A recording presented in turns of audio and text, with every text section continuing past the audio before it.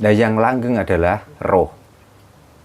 Walaupun kita sudah hilang dari dunia, walaupun kita sudah berkalang tanah di kuburan, tapi roh kita masih dikenang, roh kita masih disebut. Bahkan yang dinamakan surga dan neraka adalah milik roh.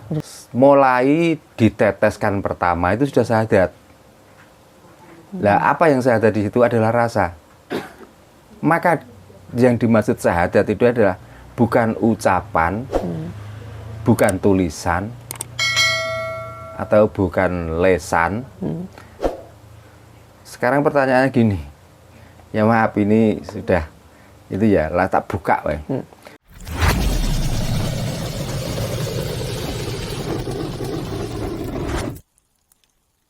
Rahayu Mbah. Ya Rahayu. Oke, selamat malam Mbah. Saya tuh ketemu lagi sama Pak Darno, ingin tanya sesuatu pertanyaan gitu Mbah. Iya. Gini kan Mbah, hidup adalah perjalanan, dan apakah setelah manusia lahir di dunia ini itu adalah wujud dari ketika Nurullah dan Nur Muhammad bertemu? Iya. Bertemu di dalam kandungan gitu. Dan yang bikin penasaran tuh apa yang dibicarakan Nurullah dan Nur Muhammad itu Mbah. Oh iya. Monggo. Ya, hidup adalah perjalanan dari hidup. Ya, dan sebelum kita hidup itu adalah bertemunya antara Nurullah dan Nur Muhammad. Ya. Lalu yang ditanyakan apa yang dibicarakan tentang Nurullah dan Nur Muhammad itu di saat di dalam kandungan. Ya. Jawabannya adalah Nurullah itu adalah nyawa, dan Nur Muhammad itu adalah jasad. Jadi dikala kita hidup di dalam kandung ibu adalah bertemunya nyawa dengan jasad atau janin itu sendiri. Nah, apa yang dibicarakan di situ? Yang dibicarakan di situ ya dua-duanya itu saling ada pengakuan, atau yang diringkas di dalam agama Islam, asyhadu alla ilaha illallah wa asyhadu anna Muhammadar Rasulullah. Jadi sebenarnya tidak ada hidup, tidak ada Tuhan kecuali hidup, dan Muhammad itu adalah badan kita itu sendiri. Jadi dua-duanya itu saling mengakui, yaitu pembicaraannya. Dan ditanyakan lagi di situ.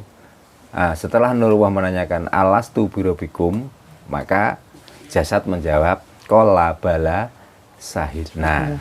Jadi apakah kamu yakin bahwa hidupmu itu karena aku?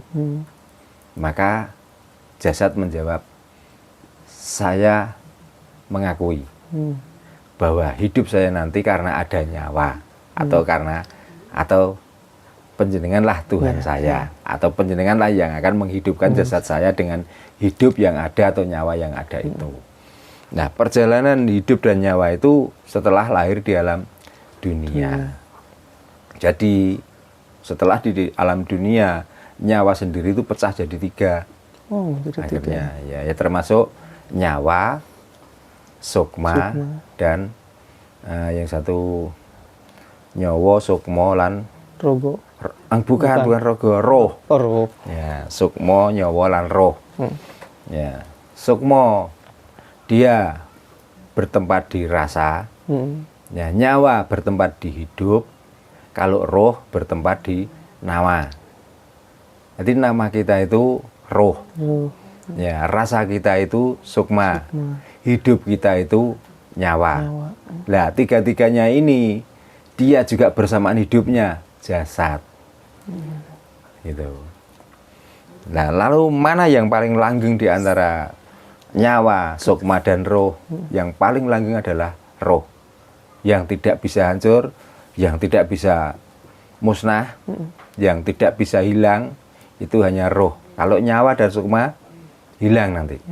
Setelah jasad kita nggak bergerak, hilang nyawanya, maka nyawa itu sudah hilang, atau yang dinamakan kembali ke Lauh Mahfud, atau dari asal nyawa itu sendiri. Yang kedua tentang sukma, rasa. Setelah kita mati, rasa kita juga hilang, dan itu juga tidak akan dikenal, tidak akan dikenang sampai kapanpun. Nah, yang langgeng adalah roh. Walaupun kita sudah hilang dari dunia. Walaupun kita sudah berkalang tanah di kuburan, tapi roh kita masih dikenang, roh kita masih disebut. Bahkan yang dinamakan surga dan neraka adalah milik roh, bukan milik nyawa, bukan milik sukma, dan bukan milik jasad. Gitu. Makanya setelah seperti itu, kok kita itu membicarakan kenikmatan surga itu diibaratkan dengan adanya roh, sukma, dan nyawa, itu keliru besar. Karena ini urusan roh, bukan urusan jasad, bukan urusan nyawa, bukan urusan sukma. Karena tiga ini sudah hilang, lenyap. Yang utuh atau yang langgeng adalah roh. Makanya kalau orang Jawa, walaupun sudah 1000 tahun, itu yang disebut apanya? Namanya rohnya, atau orang Jawa itu ruwai, atau orang nasional itu arwah. Arwahnya nenek moyang kita waktu dulu, atau bahasa agama adalah almarhum atau almarhulah. Nah itu. Nah, kayak gini Mbah, kalau umpama gitu kan ruh itu kekal gitu, gak bisa hancur. Tapi apakah ruh tersebut itu mempunyai rasa enggak? Ya namanya roh ya nggak ada rasa. Ya nggak ada rasa, nggak bisa merasakan. Yang ada rasa dan bisa merasakan itu sukmo. Ya, makanya kalau kita membicarakan tentang surga, lah surga itu urusan roh. Lah kok roh itu terus di sana butuh makanan enak, butuh tempat yang bagus, butuh istri yang banyak, itu untuk apa? Iya. Itu masalahnya. Makanya yang kebanyakan orang tuh kalau ngobrolin surga itu kan menyangkut dengan rasa gitu. Nah, dengan rasa. Nikmat, jadi yang dibicarakan itu tetap dunia.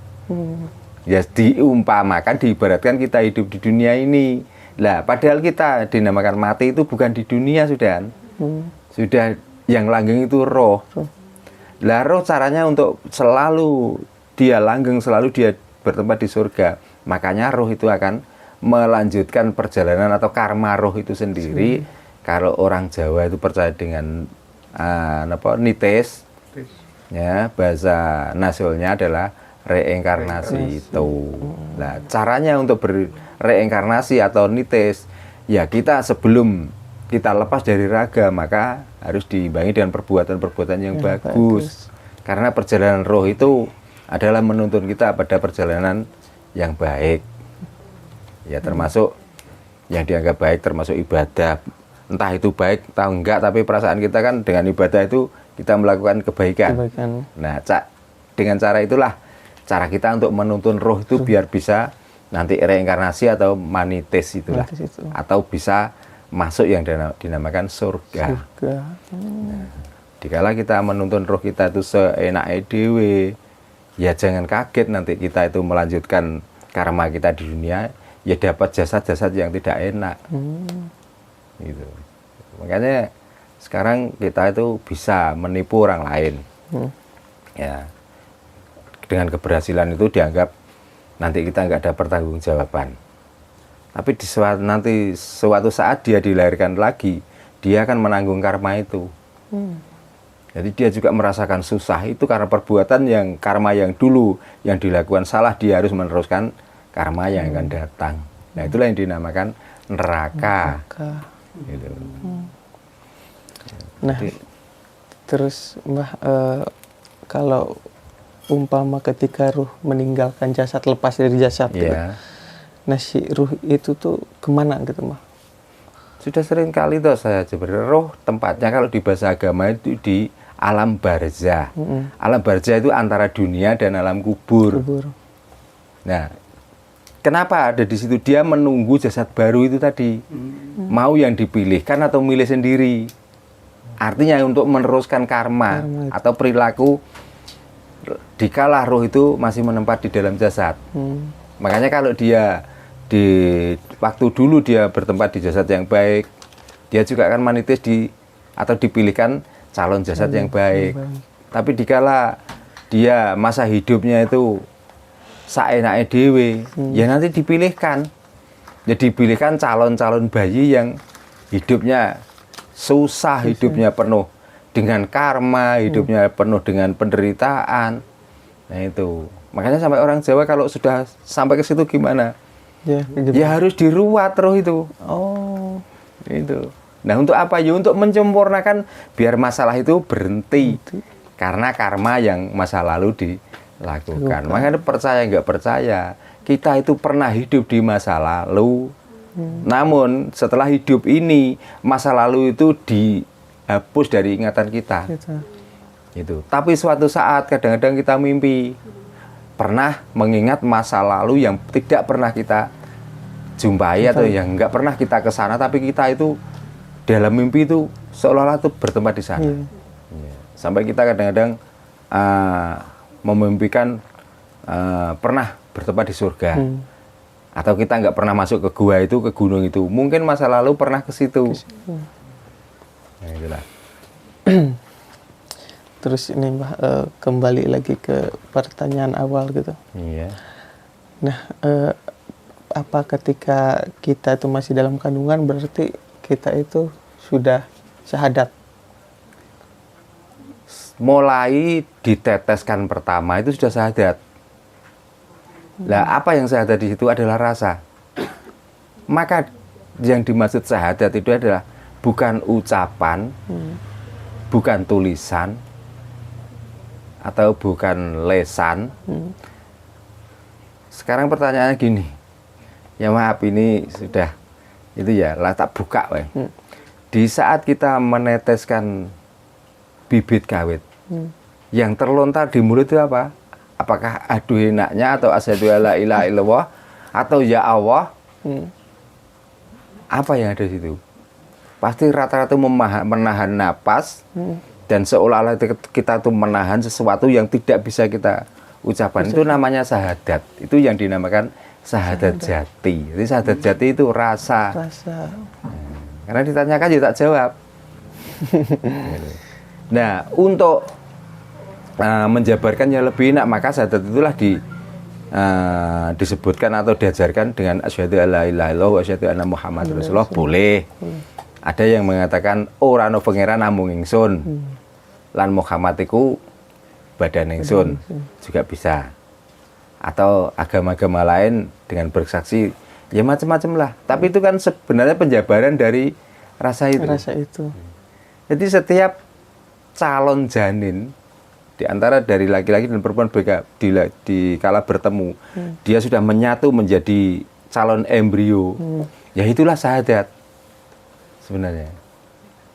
Nah kita di dunia itu hanya tinggal mengulangi syahadat di dalam kandung ibu. Gitu. Jadi syahadat itu adalah rasa kita sendiri.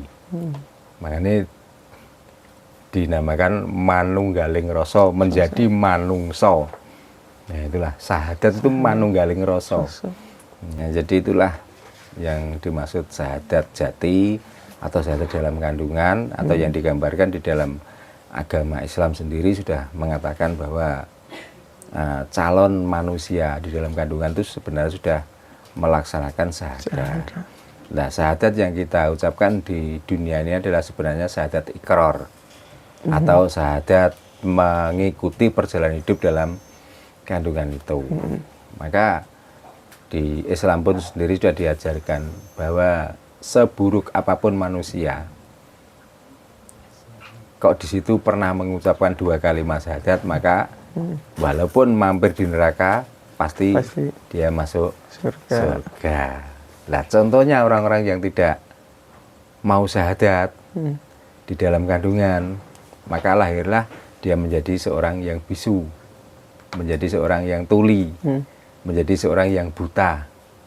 Nah itulah karena roh itu sendiri itu juga menentang waktu mau ditugaskan hidup di dunia itu. Ada yang menolak sebenarnya, tapi karena dari kun fayakun, maka dia terpaksa harus hidup. Nah itu pun juga dia melaksanakan karma atau perjalanan roh masa lalu yang karena dia sudah memikirkan di dunia ini begitu nggak enaknya, maka dia tidak menghendaki lagi lahir di dunia.